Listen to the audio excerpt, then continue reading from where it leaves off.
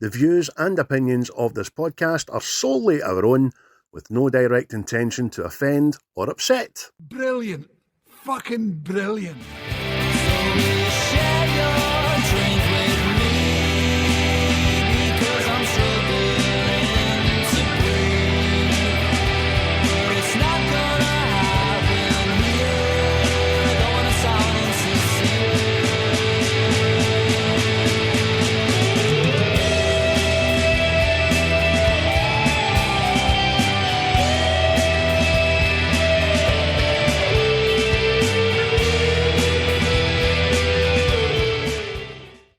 Hello, everybody. How are you?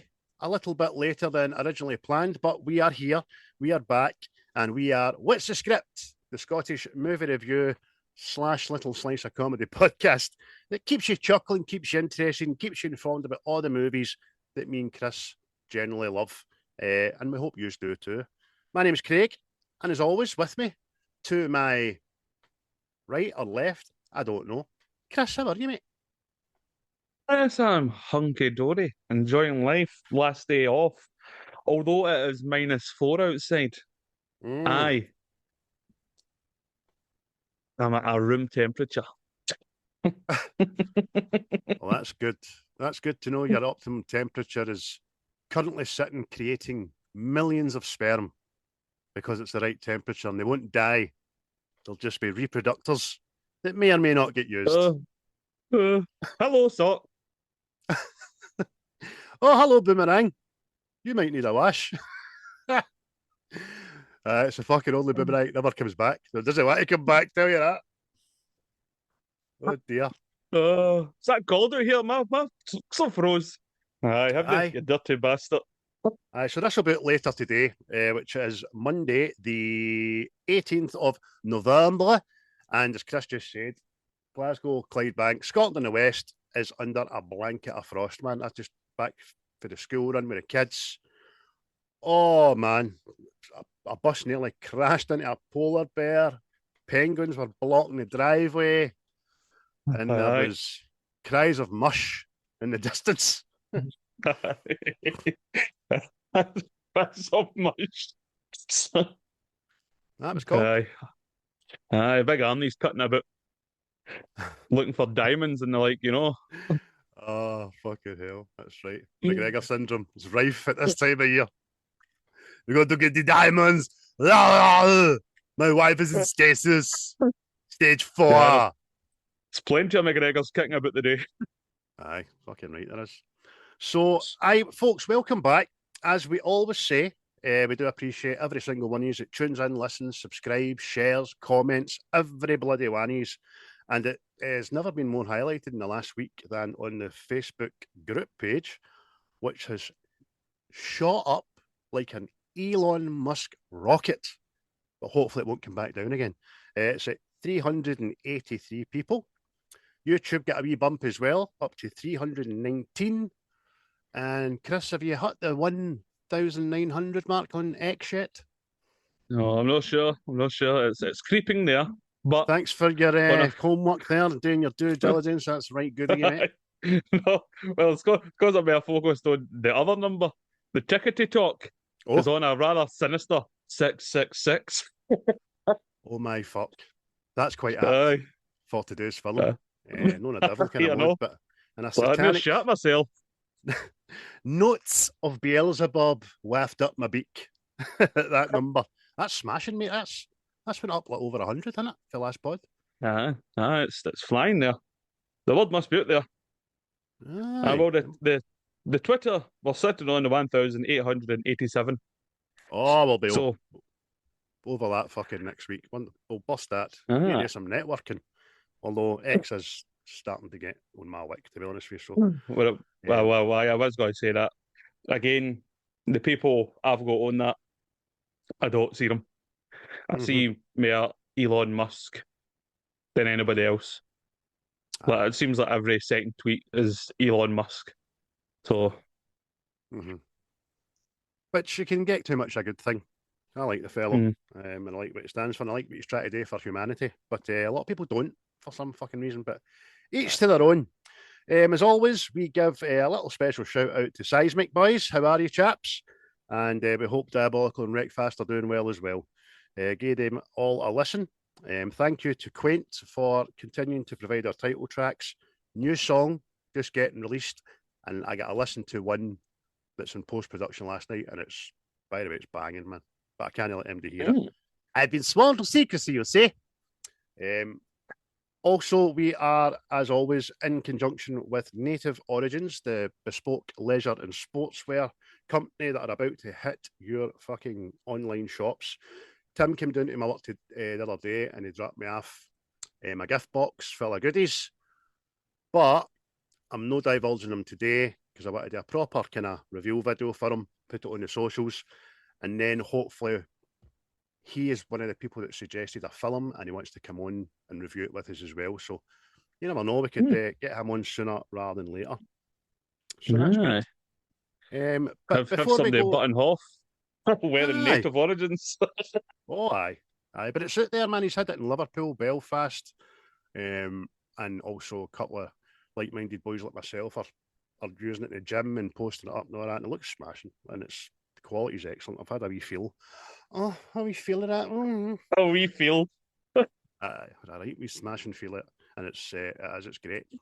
So, before we get any further, Chris, it's been longer than a week since we last done this. So I'm quite sure your vast body of watchable work is going to be extensive. What have you watched in the last 9 to 10 days, mate? No, well, mate, since we had done Terminator 2, sorry, I watched Terminator 3, Rise of the Machines. Then I watched Terminator Salvation, which I like. People don't like. I actually wish there'd been more of that kind of film, but hey ho. Then I watched Terminator Genesis. I'm still iffy with it. And I know people like it, like yourself, but Right on, then, then we went down a different route. I watched Your Highness. There's Dynamite Bride and Franco and all this stuff. Me? No, don't just know about that. it's like a fairy tale thing, and they're just taking the cunt, really. All right. there's like a kind of like a paedophile mythical creature. Know what I mean? All right. Okay. It's fucking. That doesn't sound very mythical at all. It sounds like fucking nightmarish. Well, I'm sure Natalie Portman's in it. I know she's like a warrior woman. She gets her jabs out in that, didn't she? I don't know, mate. I can't remember. Or near enough gets her jabs out in it. With Dynamite Bride in it, I'm sure it's going to be great. And I'll watch it. I also watched The Last Voyage of the Demeter, which is decent. I like it. Anybody that doesn't know what that is, have you seen the Bram Stoker's Dracula? See when he comes from Romania in a boat to London. It's the story about what happened on the boat. So there you go. If you like vampires and shit, watch it. It's decent. I also watched Free Fire. It's about a drug deal, a gun deal that goes wrong and it ends up like a shoot off with everybody. Sorry, I know, quite funny. And I eventually got to see Smile 2. And in my opinion, it's not as good as the first one. So all right. There was a couple of creepy bits, but nah, it was nowhere near the first one. Maybe it's because it's been done and you know what's coming, sort of thing. See, that's my only trepidation about that, because I enjoyed Smile 1. I thought it was great. They fucking announced the follow-up very quickly after it. It was almost like a Netflix trait when they make one good thing. They go, oh, God, another one. Oh, yeah, another series. Because I fully expect Squid Game to be series 2 to be utter shite and all. But I'll get a watch, mate. It's not as good as the first one. But again, I don't know if that was because they you know what's coming and all that, and they're kind of doing the same thing again, but try to make it as scary. You know what I mean? But it was okay, but it wasn't as good as the first one. And in between all that, I've been watching My Name Is Earl again because it's fantastic. It's tremendous, man. The one I watched last night, was the one he's in a coma. You know what I mean? So it's a wee heartfelt one, that. Oh! It was only for a few episodes, that, didn't it? Alternate universe. And everybody said that WandaVision done it first. Fucking shite. Errol done it first. Or an annex of it first. Which was great. That's why I held my waist with that. I mean, pick your battles. Aye. But that's my eyeball roundup, sir. What about yourself? Oh, look at a jingle for that. Dude. Eyeball roundup, eyeball roundup, eyeball roundup. Hey! I'm still, I've hardly watched it, but I'm still on Rookie Final Series 6. I watched The Old Man Series 2. I started to try and watch Station 19, but decided it was shite, so I left that. And then I went on a movie binge, and I watched A Man Called Otto. I enjoyed it. Bring your hankies. And then, like you, I done the Terminator, Terminator 2, Terminator 3, Terminator Salvation, Terminator Genesis, and I even kind of done Terminator Dark Fate again, just to convince myself or make sure that my original critique of it was correct. And it was. It's utter shite. Even the effects don't save it. There's no story to it, you know what I mean? It's just, here come the girls, hey! All the people that are in it is fucking Girls Aloud, Pink, and fucking Little Mix, you know what I mean? Shite. I don't even think women like it there, yeah. But see you later, girls. Thanks for subscribing. Cheers. After that, I watched Disney Pixar's Robots. Ewan McGregor. Brilliant. Great wee film. I watched Free Guy again, which I'm finding is a very go-to film for me if I can't think of things. It's on my list. I've watched it a good few days. I just think it's great, funny. Then I watched Plane with what's his name? Gerard Butler. Yeah, that airline pilot. Switched it off halfway through because I wasn't paying attention, but it looked okay. And then yesterday, the boys never wanted to go out yesterday. Decided Daddy were staying in. I was like, right, fair dues. Get your tablets out. And they let me watch, while I was going from room to room, they let me watch A New Hope, Empire Strikes Back, and Return of the Jedi back to back as I was doing, cleaning and feeding and changing and playing with them and all that. So that was quite good. And then last night at bedtime, I watched the original Jurassic Park from 1993, and I'm of the opinion that it's still smashing. Oh, so definitely. There we go. That was a big list, but two big lists here, Christopher. Aye, it was a fair amount of eyeball round. Eyeball round up, shows your pupils, yeah. But last week in the movie bingo, yeah. It was my pick from your list. And I picked a doozy, one that was also on my list and had to be wheaked off of there as well. And I picked 1994's An Interview with the Vampire, which is not how I remember it. No. It was a great pick, mate. But before you tell us anything about it, I need to ask you if we can. Let's go back to the year of our film. Over to Chris. Hey. Thank you. Well, funny you should say the vampire, because one of the events of 1994 involved Nelson Mandela. So he's a terrorist. Get him out, Sean. Get him out. Hold your tights. So, 1994, according to the interweb, Fred West and Rose West were arrested. Harsh. That was harsh. Every visitor they had, they made feel really part of that house. So that's harsh.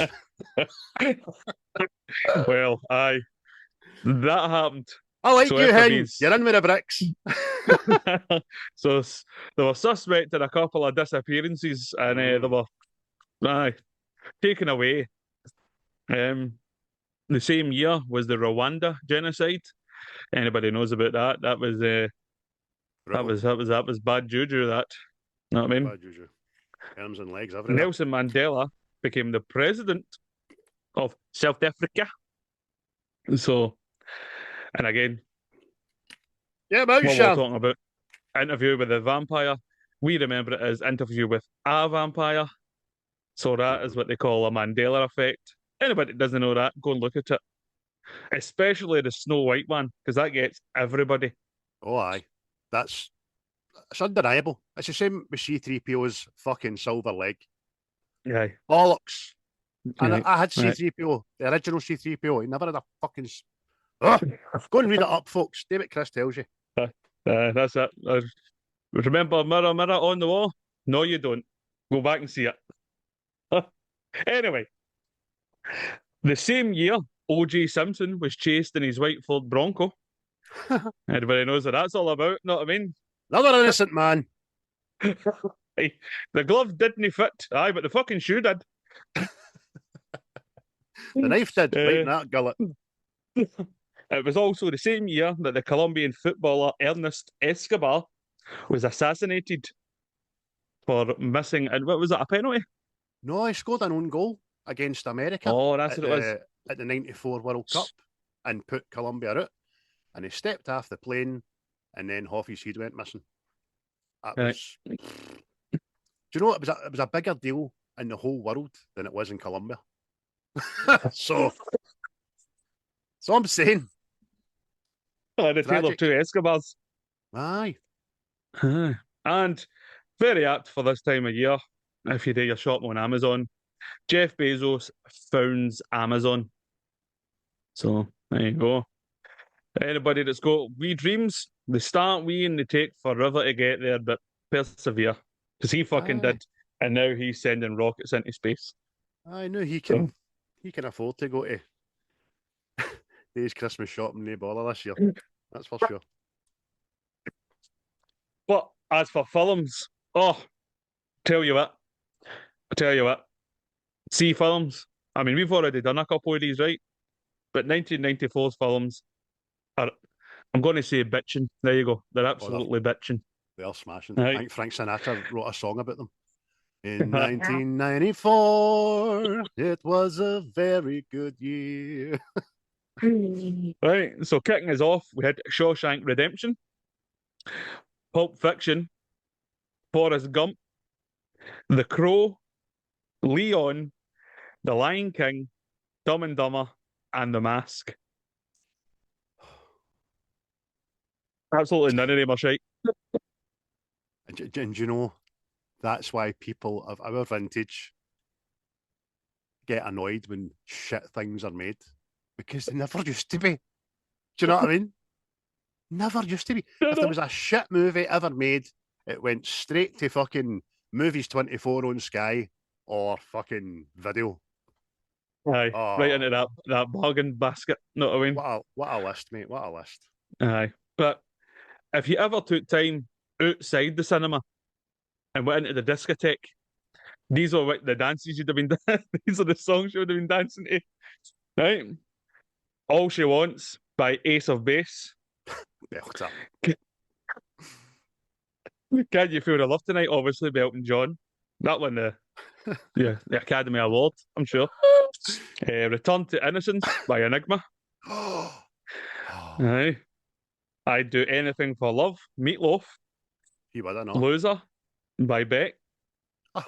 Crazy by Aerosmith. And What Is Love by Thandiwe. So, mate, you've just, do you know, sorry, but you've transported me back to a moment in time, the summer of 94. I was in Weems Bay Caravan Park with my family, and we went through to Largs to find a Woolworths so I could buy the single of Hadaway, What Is Love.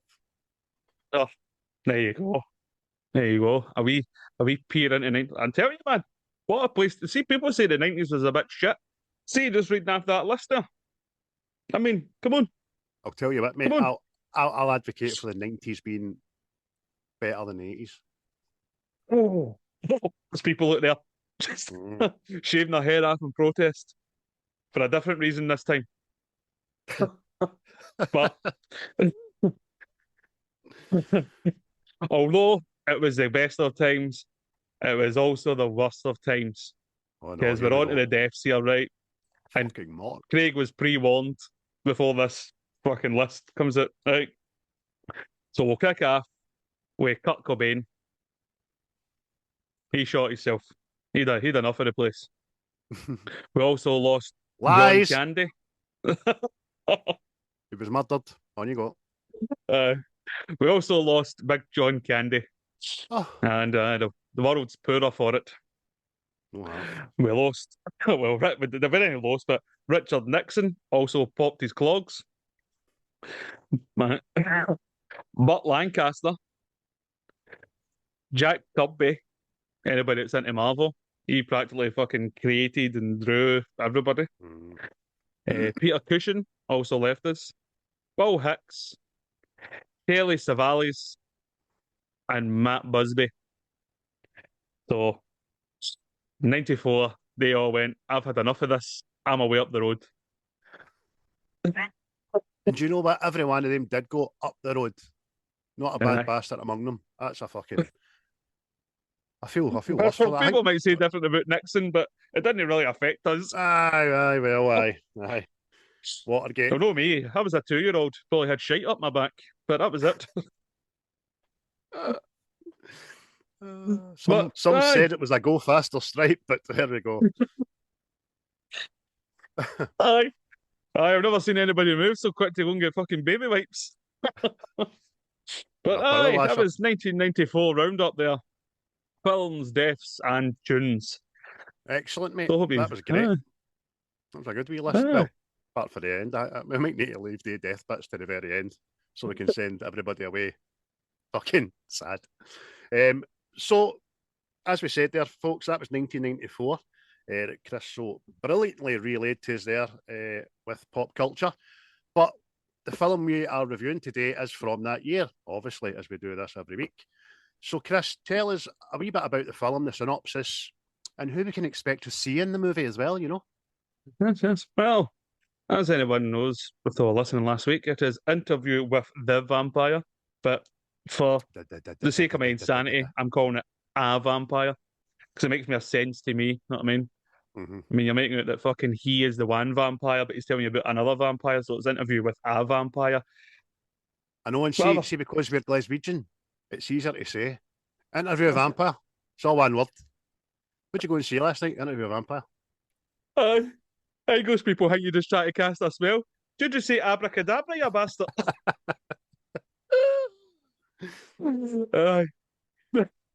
But a wee quick roundup of the story. We've got Louis, who's down on his luck, lost his wife and his Wayne, and a vampire comes along, makes him a wee offer, and becomes a vampire. And it's really him telling his story to some guy that wants. I've got questions about that, but he tells his story to some guy who's recording everything, and he just wants his story to be heard. Mm-hmm. As for the cast, I just wrote down the main players. Aye. So we've got Tom Cruise, Brad Pitt, Kirsten Dunst, Antonio Banderas, Christian Slater, and Stephen Ree. So there is more people, but they're the ones that stuck out in my mind. As well as budget, it was $60 million according to the interwebs, and it brought in 223.6 million, which isn't a bad return. And the director is Neil Jordan. He's not done many things I've seen, but I think the other one I've seen is The Crying Game. Game, that's right. Stephen also enjoyed. Well. Aye. So there's a quick roundup there about Interview with a Vampire. Excellent. Fucking the. And it was actually adapted from a novel from 1976. That was the first I heard about. And do you know there was a sequel to this as well, called Queen of the Damned? I've never seen it. Yep. Yeah, it was jobby. It was so poor. It was so poor. It was bad. I mean, apparently there's 3 books. I have meant to buy the books to read the books. Because I think there's a whole book based on Lestat, aka Tom Cruise. But Anne Rice, wasn't it? aye. Who will But Queen of the give you some Damned, trivia on very soon, by the way. Queen of the Damned wasn't very happy. Nah. I'm sure that's when we got to the video shop and it was like, what? What the fuck is this? But this weather, there is a TV adaptation of this movie. And the whole reason I've not watched it is because I like this film this much that I'll not watch it and get annoyed with it. I've done that. Like The Lion King. The Lion King's my favourite Disney film, so I've not watched the live action one. And I will not. Know what I mean? So, and that's the same thing. Because I mean, how no? It's a circle of life. Fuck you and your circle. Yeah, baby. Got that in there, baby. But I don't know. I don't know how they would work it because in the TV series, it's a black actor that plays Louis. He's in Game of Thrones. See him? It's Grey Worm, the leader of the Unsullied. He's Louis. But I don't know how that works because anybody that's seen this film knows that Louis is a plantation owner. So, I don't know. He's got one or That two would change the slaves working story. for him, hasn't he? I know what I mean. So, aye. But I hear it's good. So, anybody wants to go and watch it and tell us. There you go. There's your homework. Aye. But this film, 30 years old. You know what I mean? 30 years old. And it's still rocking a very respectable 7.5, 7.5 out of 10 on the IMDb. A wee bit lower at 63% on Rotten Tomatoes, which I think's a bit unfair, but that's me only going by my score. Did it get some awards as well, Kirsten? MTV Movie and TV Award for Best Breakthrough Performance. And I think that was Kirsten Dunst, wasn't it? Yep. It was also nominated for 2 Oscars as well. But, it's... Let's say, this is probably one of my favourite vampire films. You know what I mean? Like Bram Stoker's Dracula, Gary Oldman is my favourite because it's just epic, that film. You know what I mean? Aye. Plus, it pronounces Dracula Dracula. Oh, yeah. You know what I mean? So, it's excuse me. It's a smashing film. It's a different look at vampires. And because, like I say to you, when we were at work, this seems like an autobiography of a vampire. It makes the vampire the central character instead of the vampire is also in the film. You know what I mean? So, aye. Well, as you say in the synopsis, it's centred around Louis in the present day wanting to just get his story out. Still don't really know what he's hoping to achieve for that, other than the fact he's maybe just had a 2-hour therapy session with Christian Slater, but I don't know if how Christian Slater would get it. Blah, blah, blah, anyway. But Christian Slater, he was given the role of Daniel Malloy upon the death of River Phoenix, who was the original choice for the role. But Slater donated his £250,000 salary, every penny of it, to 2 of River Phoenix's favourite charities. I've always liked Christian Slater, and that's just fucking solidified why. He's a good egg as well, Christian. I like him myself, but you don't see him in much now. You don't. I think he was just a star of the 90s, really, isn't he? Aye, although is to come back to our screens because the new Dexter's coming out, and he plays Harry. Dexter's dad, innit? So, Harry Morgan, there you go. So, welcome back, Christian. You're a fine-looking gentleman. We like you. We love you. You're a good egg.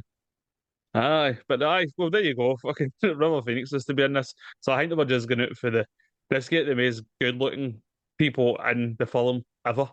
Know what I mean? That's... Okay, let's get some actors on here. Who's got long hair right now, Jeff? Brett. Yeah, okay, yeah. Tom Cruise, we can do that, yeah.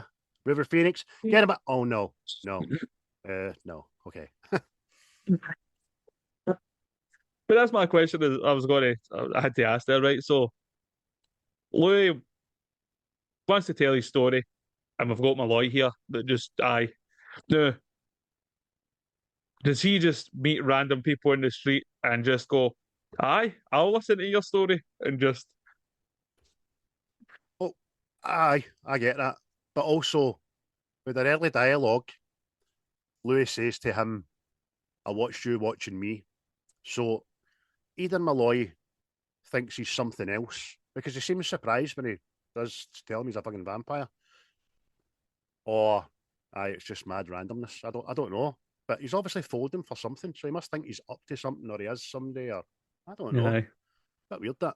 just maybe I don't know. That's how I was just like that. But I mean, how did I know you're interested in hearing people's stories and that, but you just pick anybody at random? Know what I mean?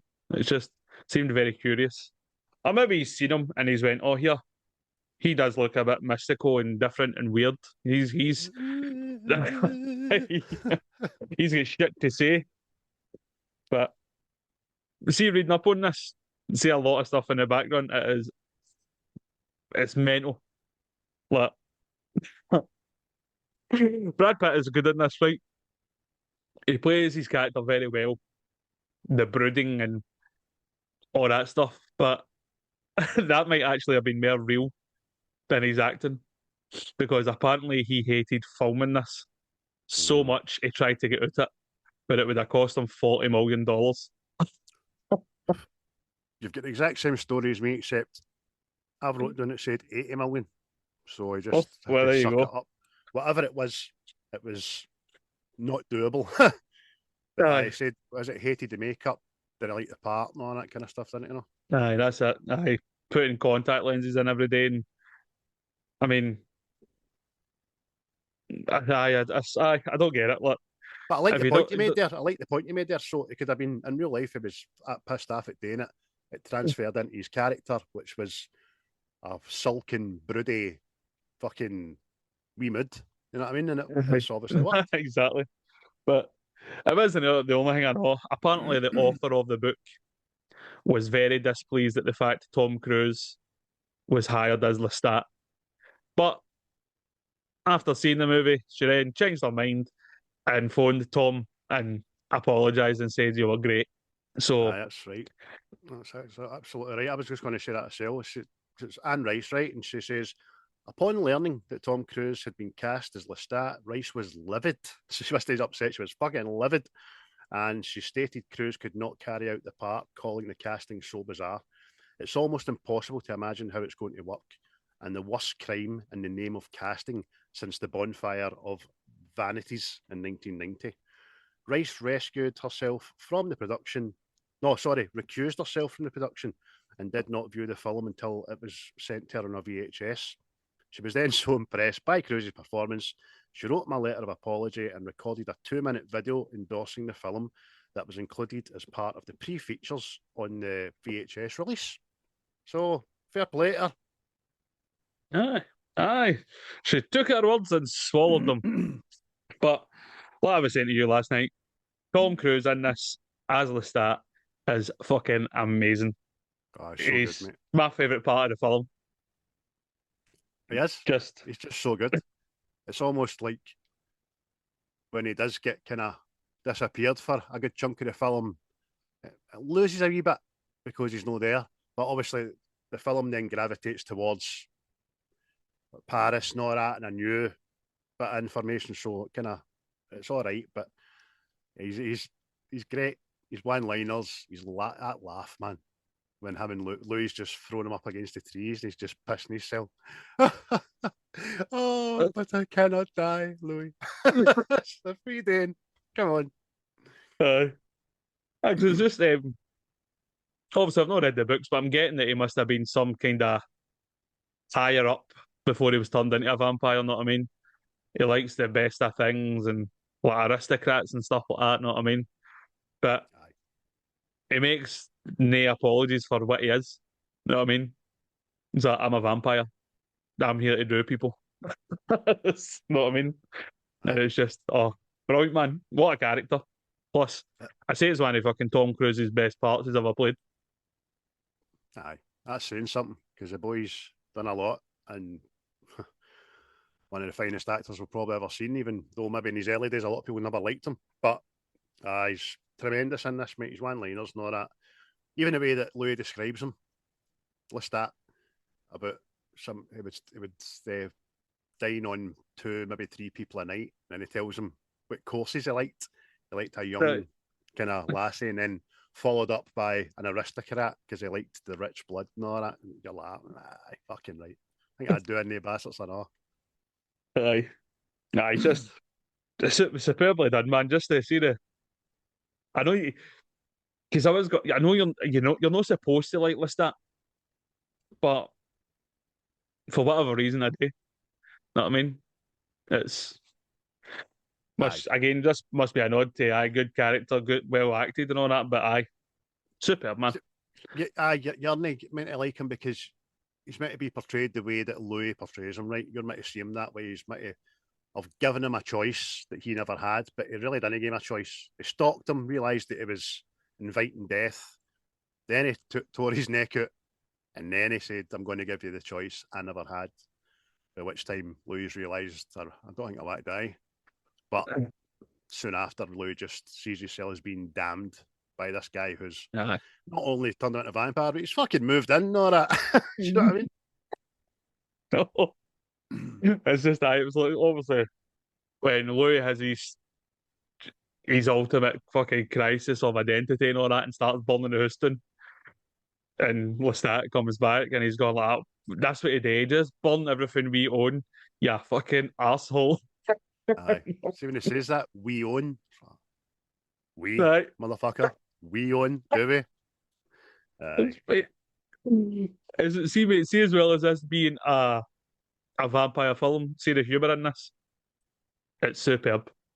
Aye. It's absolutely great, mate. The one-liners, there's a crescendo of funny bits, and it's all surrounds the turning of Claudia, Kirsten Dunst, from plague-ridden wee orphan into little fucking lethal killer vampire lassie. Do you know what I mean? There's a lot of good funny bits in that, which we'll probably touch on when we get to our favourite bits. A bit of trivia that I found bizarre was that all the actors playing how bizarre. All the actors playing vampires were required to hang upside down for up to 30 minutes at a time during the makeup process. This would force all the blood in their bodies to rush to their heads, causing the blood vessels in their faces to bulge. The makeup artist would then trace over the swollen veins, creating the eerie, translucent skinned look. Unfortunately for the actors, they would have to repeat the process several times over as the blood would quickly drain from their heads. This, in part, accounts for the lengthy makeup process. Fuck me, man. Aye. I can see Brad Pitt's point now. Aye.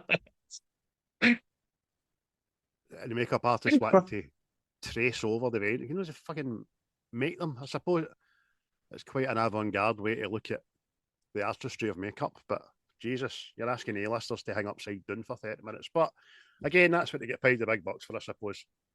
Oh, that's it. Well, if it was costing him to like 40 million to leave, I'm sure he was getting fucking a fair old whack for it. You know what I mean? Aye. But see, that's following on, mate. I don't know. Again, I don't know what it is, but I like it because of the time periods it moves through. I like that. I mean, where does it start? It's like, is it the 1700s or something like 1800s maybe? 17 something it is, it gets turned. Aye. So you get that, and it's because often with vampire films and all that, it's the vampire in the modern day. You know what I mean? And you don't really get to see their journey.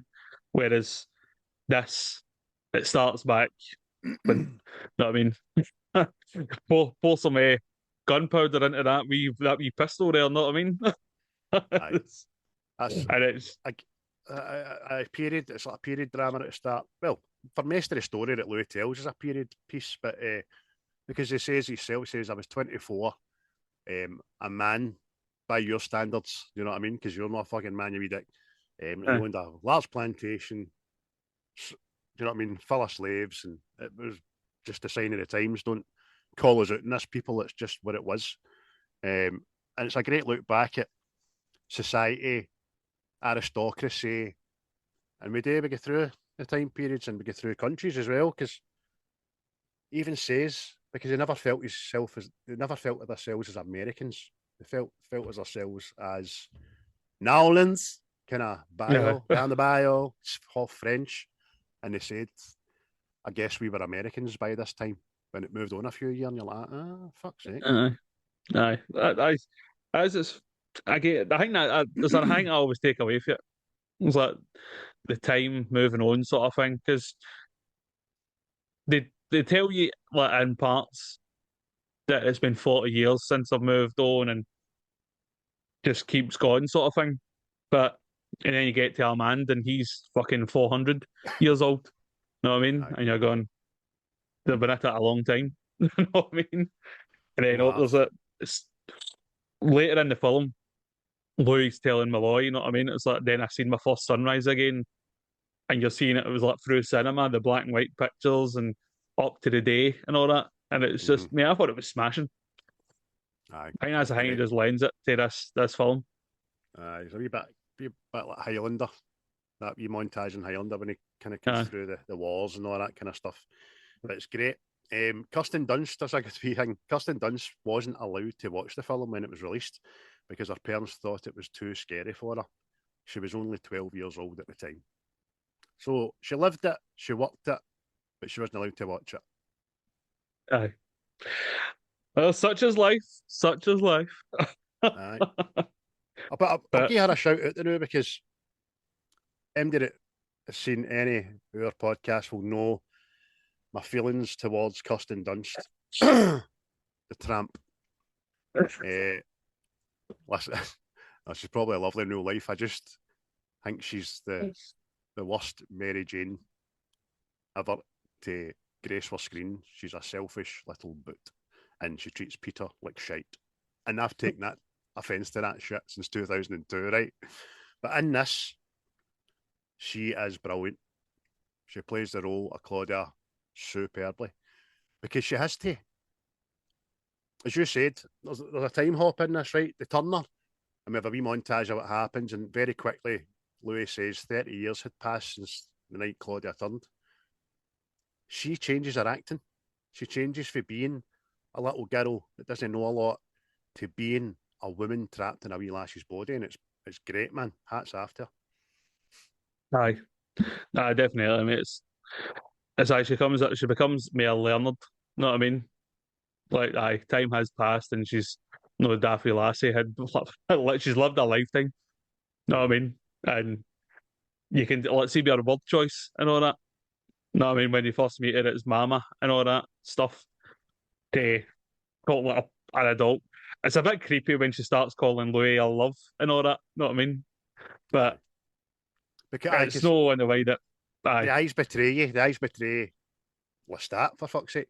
He's still buying her a doll after 30 years. It's as if he doesn't realise that her brain has graduated even though her body can't. Do you know what I mean? Aye. She pulls him up for it, doesn't she? Yeah, that's it. And mate, see another thing, right? I've often thought this. I knew I'd get the chance to say it out loud.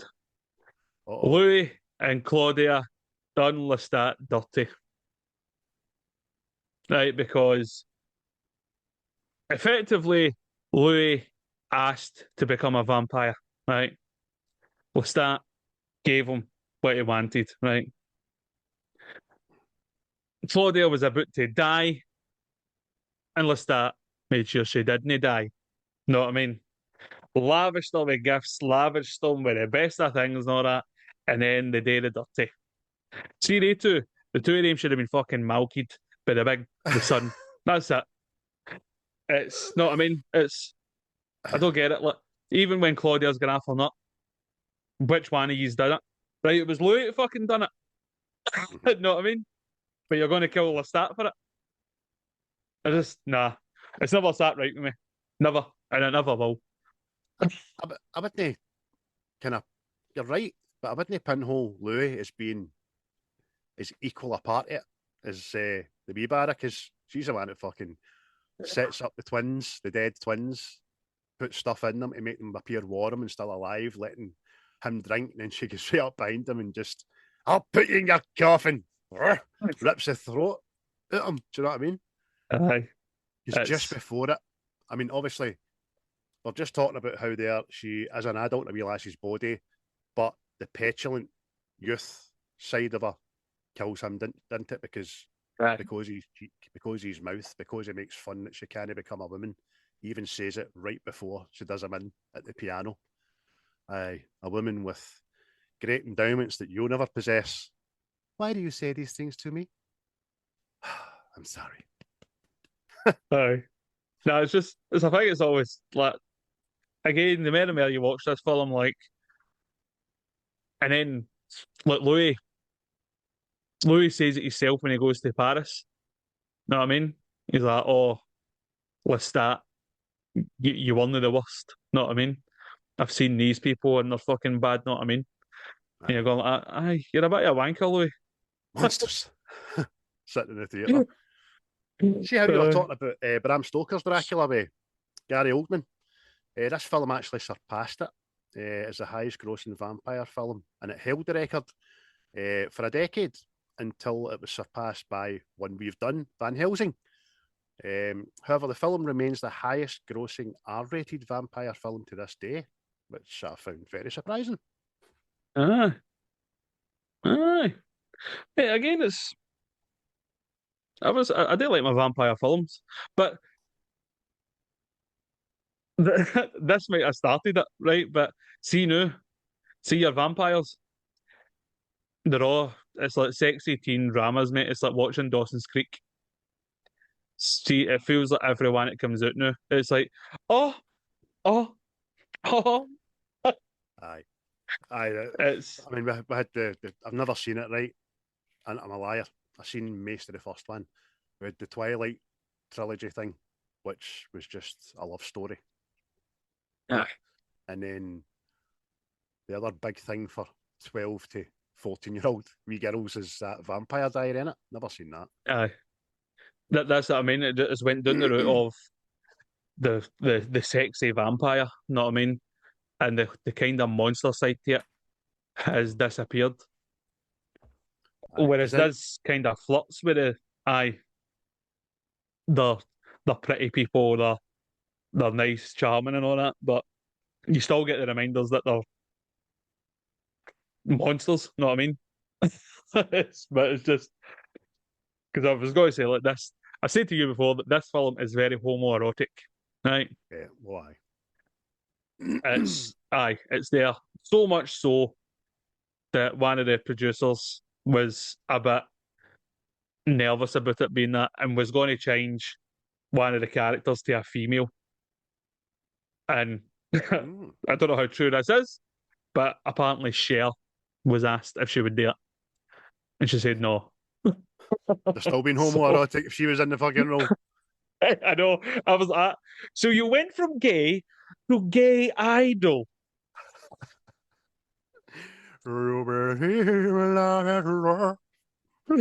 Oh, nah, well, I'm glad it never happened. And it worked because Aye. the time period that we start off in, especially with him, it is a kind of it was a very kind of homoerotic time anyway, guys wearing wigs and makeup and finery and tights and all that. So, everyone just was dainty. You know what I mean? Let me take that. Well, probably that's one of my favourite scenes. It might be one of yours. We'll say it a wee bit later on. But it's like the whole thing. I know. Even when Louise saying no to Armand, like just it looks like he's about to kiss him and all that, and he's like, "I want you. I need you." He's there, isn't he? Aye. Know what I mean? That's fucking. Would you fuck me? What? he probably would. Aye. See when he introduces yourself with a wee card in the tunnel. Aye. I was waiting. I'm going like that. I am Puss in Boots. Oh, fucking great. Johnny Bag for the weekend. Aye. Condom. Aye, but it's just it has its moments, and you go, is he going to kiss him there? But again, you can still see the vampire side of things. Know what I mean? But I'm going back to the end of the film, like when Malloy thinks that Louis wants to make him his companion sort of thing. And he fucking lifts him up and you get that dark voice with the eyes and the teeth and all that, and they go, no, he's a fucking bad person. You know what I mean? Aye. It's Probably the most menacing Louis looked in the whole film. aye. Apart from maybe after he finds Claudia's ashes and all that, and he looks Aye. fucking. Oh, he's on one now. That boy's on one. Kirsten Dunst Plus- said that Tom Cruise always sends her a coconut cake with white chocolate chips every Christmas. Dunst refers to it as the cruise cake, which she always excited to receive, and admits the cake never lasts a day. And that's your pointless trivia of the week. Oh, coconut cake with the lime and the coconut. Ah, no, that's fucking sender. But aye. It's one of the best vampire films ever. And there's just there's scenes. Like, see the scene, it's the two prostitutes. See that scene? It is fucking anxiety inducing and horrible to watch, I know. Know what I mean? I think it's fucking hot. Aye, but at the same time, you know this fucking poor lassie's he's like Lestat is prolonging her death. Know what I mean? But this is another thing, right? I've got to ask this question, right? Oh, he's No. shifting his seat. Where I got? I have never been butt in the tit, right? But I would deduce that it doesn't get an orgasmic response. I mean, I've jammed skin and fucking things, know what I mean? And went, ah! Know what I mean? Then I go, oh, shudder, oh. There's nothing gets my endorphins going like trapping my boss sack in my zipper, you know? Oh, dear Lord. Aye, I get that. I've got a big problem with that and all, but I have since put it down to the vampire trance. I think they're tranced because they do it a few times. A lot of lasses get butt in the necks and get their fucking wrists poked with that big jaggy thumb and all that, and they don't seem to feel it. But you're right. I think I wouldn't be shooting my load at it, but I would be feeling it, getting butt in the tit. Aye, that's right. It's just different. Because again, the first time he takes Louis and he bites that woman in the neck, she's like, oh, ravished me. Know what I mean? You're going, oh, fucking mad bastard. He's just butt you. Know what I mean? Look, no. That's not the reaction you get, but you might have a point with the old. But again, I think this is where it comes down to the lustful vampire thing. That it hurts so much, it's good.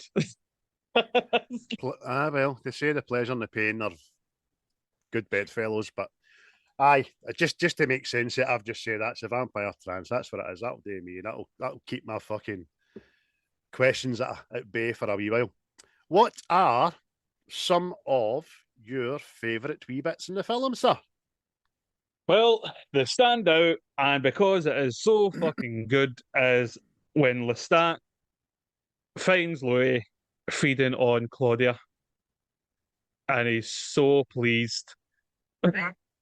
It's just fucking brilliant. Obviously, anybody that's not seen it, he walks in because Louis has been protesting. He's not going to feed on humans because he's holding on to his humanity, but he's that hungry. He feeds on Claudia. And Lestat walks in and just fucking, he's laughing, so happy that he's done it. You know what I mean? And then the next thing he picks up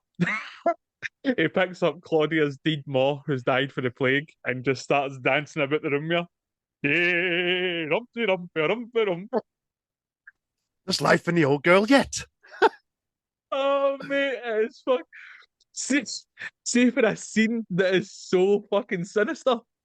Like you've mate, it's fucking brilliant. It's like that thing. See when you say the worst thing at the most inappropriate time, and it's hilarious. That's what it was. I mean, because you've literally got Claudia hanging on to her dead ma, who is now she's decaying. You know what I mean? And this bad, sinister thing has happened, and he just makes light of it. It was just fucking so good, man. It's great writing, man. absolutely brilliant writing because it diffuses the traumatic experience of a filmgoer of child murder like that. You know what I mean? And then obviously solidifies everything you think about Lestat just being a smug, smammy bastard. Do you know what I mean? Told you so. Here we go. Bravo. Well done. It's so good, man. It's the standout. But I'll let you say one, mate, in case I knock yours. Aye. The eating the poodles I was is just kind going to say it. of the same ilk, but you've just said Louis and Lestat take the elder aristocratic woman and her young kind of playboy out of the party. And just as Louis is kissing the old lassie's neck, the dogs are barking like fuck, to the point where he just grabs the dogs and starts drinking the dogs. And when Lestat hears the commotion, he turns around and you just see the dead young boy just sliding down the chair. And he just walks up behind the woman and fucking breaks her neck. And he scolds Louis, that he just like a father. Like, you could have cost us everything there, stupid idiot, you know what I mean? Oh, brilliant. A vampire that prays through the night, feeding on rats and poodles. Aye. You condemn me to hell. I don't know any hell. Exactly. So that was his. Again, when you first seen it, it was, oh no, what's happening? Anxiety, and then fucking comedic release. Aye, it was great, mate. Aye. He's an R. Aye. For me, I know, and it's what I was talking about earlier. You're kind of seeing the monster side of vampires. It's when Lestat returns after Claudia has killed him. See, it's because it's so good, man. Because it can't, it frightens you. See, the first time I seen it, I went, "Oh, you fucker!" You know what I mean? Again, anybody that's not seen it, Louis and Claudia have booked passage to Europe because that's how they talk. They've booked passage. And I'm the going to door start goes, saying that now. I booked passage to Partick via a number 2. "Is this 61? Can I book passage to the city centre?" Where to, pal? I'd like to book passage to Bartholomew. Don't know why. Right, Bartholomew. Let's fuck on Bartholomew. Phone a taxi. "Hello, Glasgow cabs. May I book passage to the Hydro?" The fuck is this?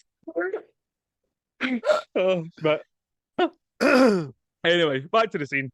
The doorbell rings and Louis goes down to answer it and he looks into an empty street. And just as about to shut the door, you see this decayed, horrible looking person like jump in the door, grab his throat. But Louis pushes him out.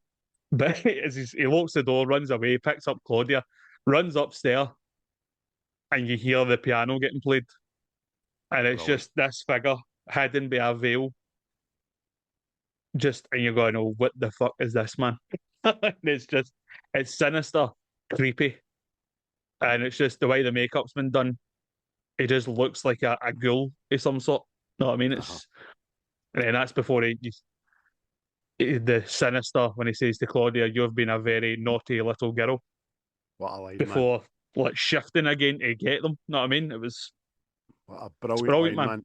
Because it comes at the end of a passage of dialogue, and like you mentioned there, it's got this haunting, demonic piano piece. It's probably famous if you know your classical music. I don't know what it is. I never bothered to look it up, but it's din din din down down down down, and you're like, oh no. And obviously, it looks up he's playing it. He just keeps crossing his arm over with it, and it's great. And it just relays the story of how he's sitting in that chair about the alligator you tried to feed me to. The blood of him helped, and then it was a series of snakes and toads in the swamp. And all the putrid life of the Mississippi. You know what I mean? And it's just, oh, it's fuck again because you're getting this. It brings back the reality that he's a vampire and vampires are bad shit. You know what I mean? It's Aye. How fucking dare you? Look what you did to me. That's brilliant, mate. It's a great, great, great scene. That being said, it's a little bit disappointing how easily he gets a lamp thrown at his feet yeah, and ends up in fire. But it's not the end of him, which we know, so it's good for that part. Great, absolutely great. Let's have another one here. Let's see. My vast body of lists here. The whole montage of Claudia being turned, we quickly realise through it, Louise saying the dialogue, well, we see Claudia getting dresses fitted and piano lessons and how they lavish things on her. But, and it's mad trigger for Only Fools and Horses as a piano teacher. But very soon we see the seamstress or the tailor lady, Claudia's fucking done her in, and she's playing the piano, and the piano teacher's, he's dead. But rather than gaff his nut, Lestat scolds her like a father. What have I told you? What have I? And then she does the wee lassie thing. Not in the house. I'm sorry. You know what I mean? And he goes, what do you like? Move up. Where's the piano? So that's all very good. It's to let you know that, to show you the transformation from being a child to a lethal little killer. You know what I mean? yeah. Aye, does in the wee pellet, walks into the shop and he's gonna, oh, these are expensive, maybe too expensive for you, little girl. And she's like, is that right, you fucking bum? That's a fucking glaikit smile when she walks out that shop with a doll. That's good, man. Good. I'll say another thing that I always remember for this film, and it's when Lestat gets killed as well. See when his body is draining, and it's just like his face starts gone, his fingers start shrinking to just the skeleton and all that. See, the first time I seen that, I thought it was fucking superb. Aye. And apparently, it was Stan Winston that built a whole animatronic version of Tom Cruise for that. Wow. That was It's- done aye. brilliantly. I never knew that. I thought it was all him and just shit hot makeup, but there you go. That looked amazing, by the way. Aye. Absolutely amazing. Aye. Tell you, man. Brilliant. Even again, watching it the other night again, I'm going, it still stands up. I thought it would have looked fucking that cheesy. Oh, no, but it was still brilliant, man. I think the good thing about that scene, Anomi, is when the first time you see it and having no knowledge of the books or how the story goes, you're really not expecting it either. I No. didn't know he was going to die. At one stage, I could see the crescendo of him and Louis, but no, this young lassie who he gifted Louis, you know what I mean, as their daughter. But and you're like, oh, she is fucking worth a watching that.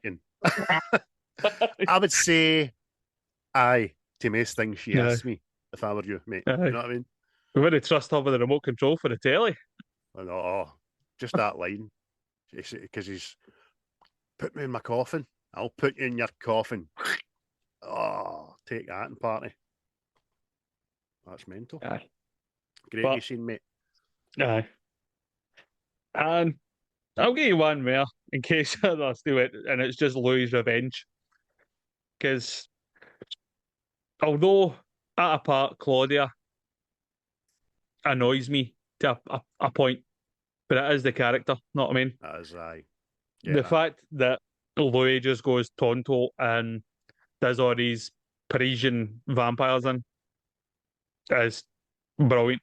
No, I mean, I like a good revenge story. Mhm. Aye, so do I, mate. And there's really no fucking about either. Because when it comes to him and Santiago as the last two standing, you think, oh, here we go. But no, it's no dragged out. It does one wee fucking flash disappearance, but Louis kind of reads it into Aye. big side. The side's always a winner. It's always a thing to watch with the side. Oh, I remember Children Aye. of the Corn. Fuck's sake. Oh, that's the way to Aye, go. but I think it's again great. It's just, by the way, I picked up on this. Louis a bit of a firebug. Well, firebug, sorry. Um, Sets his mansion on fire, sets New Orleans on fire, and sets this Paris church thing, whatever it is, on fire. Know what I mean? This you fucking you. I mean, get to fuck. Aye. Yeah, he's got a box of matches again. Fuck's sake. You watch him like a hawk, that bastard. Aye, mate, it's great. Absolutely great, his revenge. And I'll say, superseding that, the reason for his revenge, I think that's all very well, because that just comes out the blue. It's just him and Claudia talking on the fucking... They've just turned that poor woman who was a vampire for fucking 3 minutes, you know what I mean? And they're relaxing to wait for her to get changed into full vampire. She's barely opened her eyes when they're ambushed by the Parisian vampires. They're very quickly taken away. You've no time to think watching it. He's sinister as well. Santiago's laughing. He's acting again. Aye. He's on the stage about, Yep. you're not getting killed. You're getting fucking put in a box behind a wall for eternity. While Claudia and that poor woman, I fucking feel sorry for that woman. I really do. Get put in the... it's like a well into it. Yeah. On the sun coming out. Yeah, that's mate. See that whole part. See even the music to that. It's just pure manic. It's horrible, mate. It reminds me of something like Tale of the Wizard of Oz when the flying monkeys coming on it. It's high octane fucking manic music. A thousand violins and cellos. Mate, it's stressful. Know what I mean? You're going, oh, anxiety off its arse. I've got loads of I've got questions about Armand's role and all that. He knows what's happening, and he shuts the door to it, and then he realizes he's not happy with it. Well, he's not happy with the Louis situation. It's just weird. And then obviously he thinks that towards the end of it that it's going to be him and Louis, and as we said earlier on, Louis does the fucking the gnaw to his face. And you think he's going to lynch the coop now, and Armand looks fucking heartbroken. I read into it that he gave the go ahead for Claudia to get killed because he wants Louis to himself. Because as long as Claudia's there, he's not getting Louis to himself. And then, know what I mean? Does he let Louis do what he does so that it will just be him and him? Get rid of all them and all. And that's just us. That's what I read into it. And that's how, see when he says to Louis that he has no regrets and all that. And I think that's where Louis punishes him like that. You've no regrets. Well, I'm giving you one. You killed fucking my daughter, sort of thing. And no, I'm saying no to you. So you'll live with that regret. You could have let her live. Know what I mean? That's the way I read it anyway. Aye, and it's kind of... You realise then that was the last bit of humanity that Louis had in his heart. If he had a heart left, that was the last bit. It was for her. And now she's away. Aye, I can kill any cunt now. Fuck you. I'm off. Aye. But an honourable wee shout out, like you said, Santiago there. See the scene when you first meet him? And he's just mirroring Louis' moves and all that. And then the next thing he starts dancing up across the arch and all that. First time seeing that, I know, I went, oh, that's just smashing that. Aye. And even Brad Pitt's face is like, oh, I'm being entertained. This is smashing. I've been looking for vampires and now one's found me, so that's great. That is. Yep. Armand mentions he's the one. He can't think of anyone older than him, but he doesn't say how he was made. I want to know. I want to know who made him and what happened to that vampire, but it's never... Maybe it's mentioned in the book. I don't know. I know, that's what I mean. I've been looking at maybe getting the books for a while now, but I think I'm going to do it now and just read them.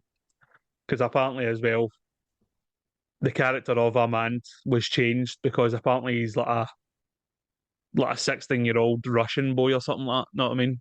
Whereas fucking Antonio Banderas isn't that, know what I mean? No. So it's Because anything? they say that kind of Dracula's meant to be Aye. kind of that aristocracy, Russian, Transylvanian, whatever, you know what I mean? So I get that. But that'd have been nice to know. Maybe we don't need to know. It's just one of the questions. One of my, can I just say one more scene? All right. Aye. See, when we get transported into the late 80s, he's just coming out the picture and he says, I get the scent of death. And he goes to that abandoned house and he talks to Lestat. That's brilliant, man. Absolutely brilliant. Because it's the first real time I've seen Lestat vulnerable and at his weakest and scared, frightened. Don't get me wrong, he loved that shirt that much that he wore it for 150 fucking years. Still got that shirt on. That's the one thing that annoys me. But as you get a sympathy for him. Because when Louis approaches him and he moves away with the chair, you're like, oh. And he's like, look, I mean you no harm, no that. And then the helicopter light comes in and it's as if he's get dementia or traumatized or so like that. And he's like, it's fake light, it's all right. And then he says, so you have come back to me then? He goes, no, I've not come back to you. And that's when you know that Lestat loved him and all. More than a brother, more than a father. He loved him. Like probably a man did. So maybe change this. The name of this is Everybody Wants Louis. Sitcom. So it's a great wee scene. Great wee scene. You're right. It's the sympathy for Lestat. It's because again, what I say is, it's like technically he didn't do anything wrong. He is the one that knows what he is. Aye. He's embraced it. Know what I mean? He has fucking embraced it. And we've got the very kind of. Well, we know now that Armand made him. And as Lestat kept saying, he wasn't given a choice through it. So he's got a bit of trauma that wasn't kind of explained in full either. But he did. It's like the whole thing. They're all looking for Louis, and it's because they're saying it's like he's human. He's still got his human suffering. You know what I mean? Mm-hmm. And that's what makes him beautiful. And they all want that sort of thing. Aye. And I don't know in what context it's supposed to be that maybe he's still got a part of his humanity, which kind of keeps him alive and would keep them alive, sort of thing. You know what I mean? It's just.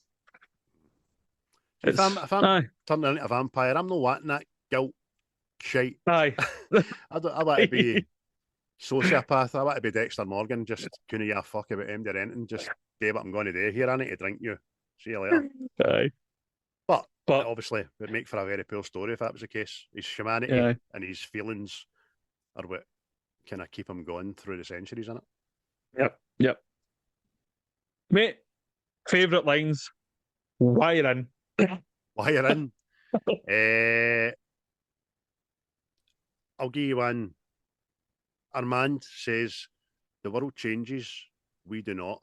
There lies the irony that finally kills us. Fucking great. Aye. I've got one for Armand myself because it was in boots. It made you think. You know what I mean? He goes, I know nothing of God or the devil. I have never seen a vision, nor learned a secret that will damn or save my soul. And as far as I know, after 400 years, I am the oldest living vampire. Now, see that? That is fucking deep. But there's no proof. He's not seen proof of God or the devil. Know what I mean? And I'm sure he even goes on to say that maybe we are the final example of evil left in the world. Aye. Know what I mean? And it's That's just a thinker. It's a fucking thinker. Aye. It's just me. It doesn't go. I was like, oh, here, that's fucking. Aye, I like that. I've been here for 4 centuries, and I know some stuff, and I've seen some things, man. But I ain't never none seen no God or no devil.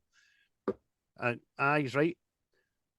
And then, obviously, you can see us. It's how you choose to look at things. You can see God in a miracle and people, and you can see the devil and people. Fucking people. Aye, you can definitely see the devil in people. That's a deep one, mate. That is a deep one. Let's squeeze another one. Lestat All I need to find you, Louis, is to follow the corpses of rats. Funny, man. Oh, mate, it's a... That's why I done the man one first, because mine's is all just littered with Lestat. It goes back to that scene with the prostitute. Is that a coffin? He goes, oh, aye, it's a coffin. Well, so it is. You must be dead. Oh, so it is. You must be dead. She's fucking. I'm not dead, am I? I'm now dead. Oh, it's brilliant, man. You're just so. It's like a wind playing with its foot, man. It's fucking. It's so sinister, man. So sinister. And I've got one for that scene as well, and it's. He's just drained the first one, and he turns to her and goes, "Your friend has no head for wine."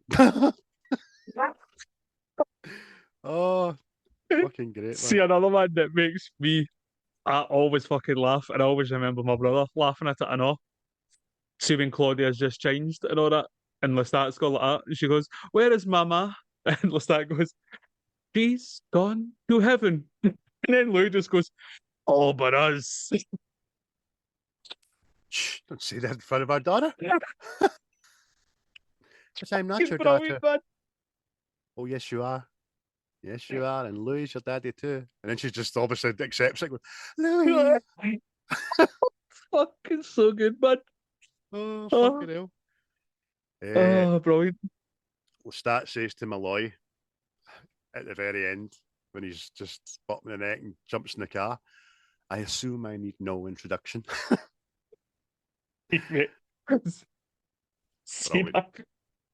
bit right after that and all. I wrote that down. Louis, Louis, Louis, always whining. So I've had to listen to that for centuries. It turns out it's fucking brilliant, man. And then he says he's famous. Right after that, the very last line in the film, I'm going to give you the choice I never had. I remember sitting in the pictures. Guns N' Roses just breaks in. Another fucking week, another Guns N' Roses banger. The last one done under the original band before it fell apart and got back together and blah, blah, blah. A better version than the Rolling Stones' Sympathy for the Devil. And I'll die in that hole, mate. Aye. I see when it ended, mate. I was kind of gutted. I was like, I want to know what happens now. I want to know what happens. You know what I mean? And it's fucking. I was fucking choking for the sequel. You know what I mean? Sequel is coming, you fucking dancer. Obviously, Brad Pitt was obviously poo-pooed that. I'm not fucking doing that again. I'm not hanging upside down and putting contacts in. No way, man. Oh, mate. And other ones that are just like before I just said one. There's life in the old lady yet, mate. See that? That fucking killed me. Every time I see it, I still laugh. It's so good, man. And the other one I've wrote down is see when the Parisian vampires are doing that play, and he's saying to the woman, would you choose somebody for the crowd to take your place? And then this woman goes, "Oh, sir, take me. I adore you." And he goes, "You wait your turn." Brilliant. And in that as well, Louis says to Claudia, vampires pretending to be humans, pretending to be vampires. And then Claudia just goes, how avant-garde. See the audience in that scene, mate? Like the bit you just said, they all laugh. You wait your turn. How do you think the audience, what are they thinking when they're leaving? Do they think they've just seen a kind of brutal play, or I think that was real? I think they're fucking done her in. That's what I mean, because I've wondered that and all, because you do see them, because see when they are leaving, there's a lot of them like, oh fucking, that was a bit much, that, know what I mean?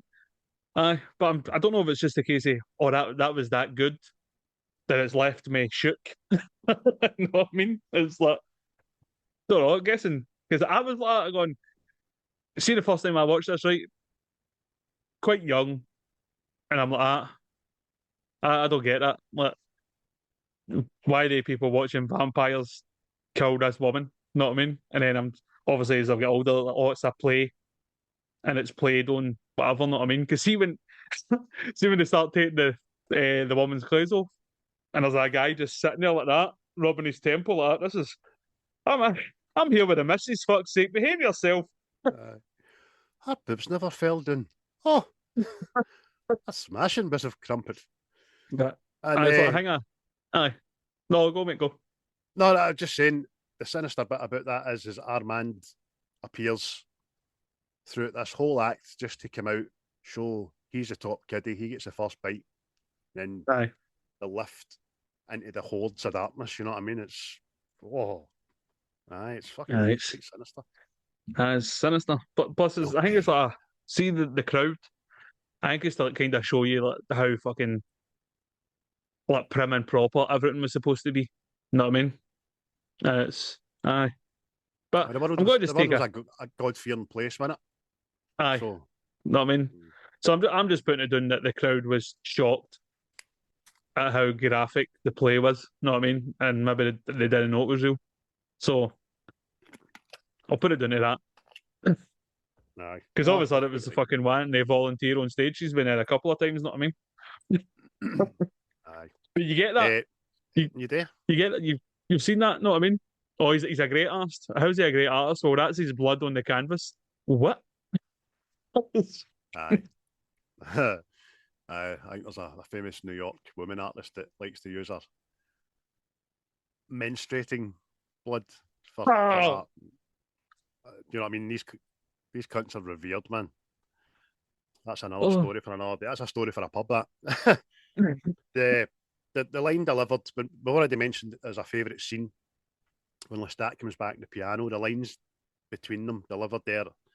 Lestat says, "Listen, Louis, there's life in these old hands still.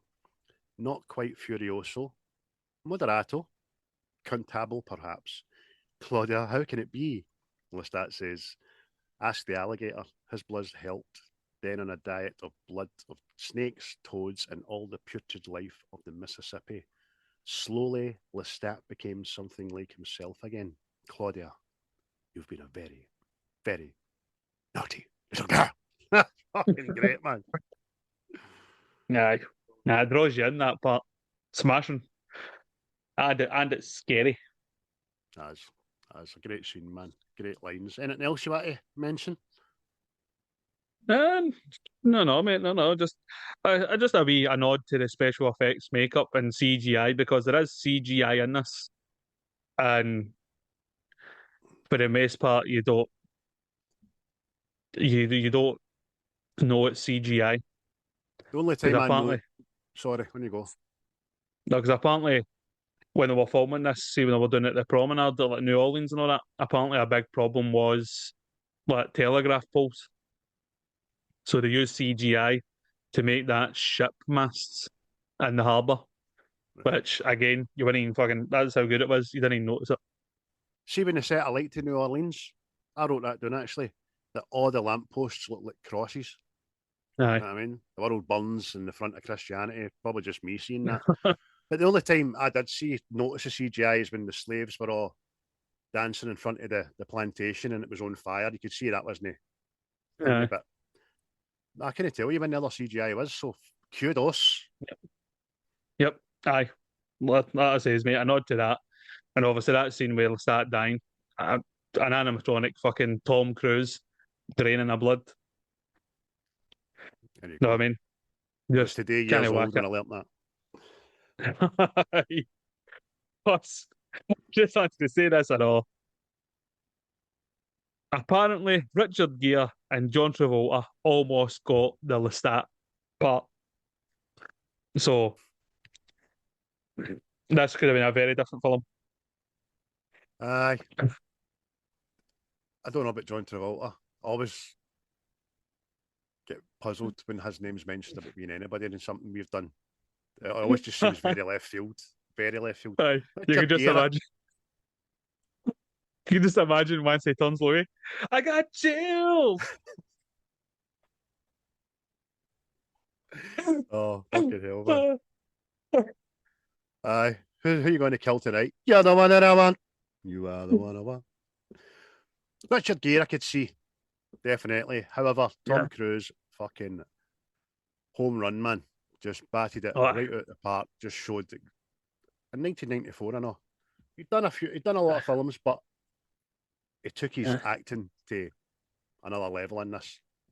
Aye, definitely. Definitely.